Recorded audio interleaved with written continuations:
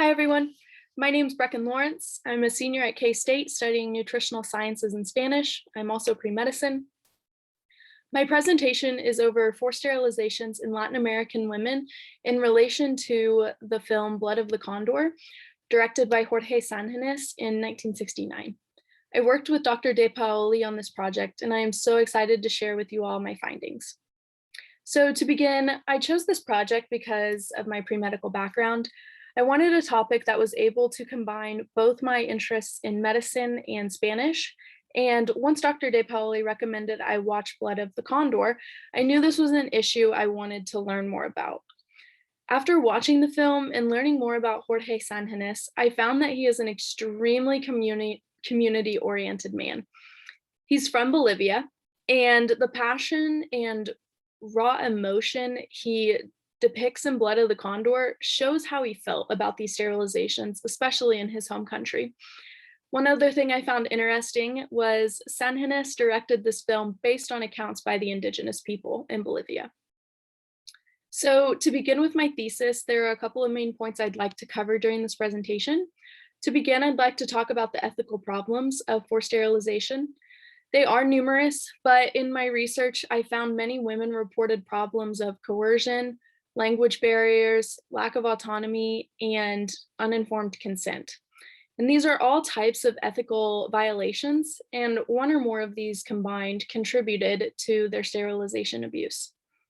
Latin American women specifically have been targeted due to their socioeconomic status, their level of education, and even cultural aspects. And what I mean by cultural aspects is that women were seen as inferior and less informed than men, which allowed them to be taken advantage of. In terms of medically, these forced sterilizations had taken a toll on women, not only physically, but also mentally. Women reported having increased rates of depression, problems within their marriage, infections, abdominal pain, and so many more. And even religiously, some women were rejected from their churches for having quote unquote used a form of birth control. Now, when we talk about the involvement of the United States government, they financed the population control program in Bolivia, as reflected in the film by Sanjinés.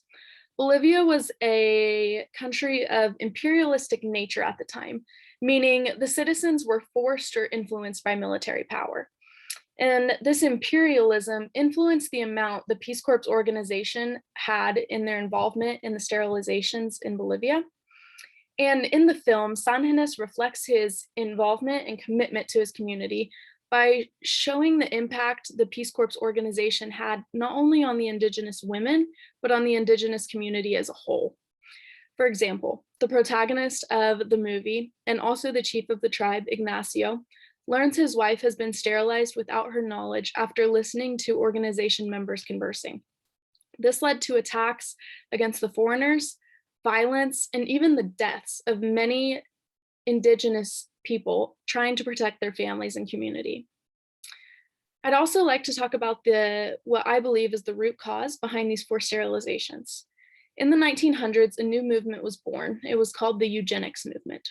And eugenics refers to a specialized breeding.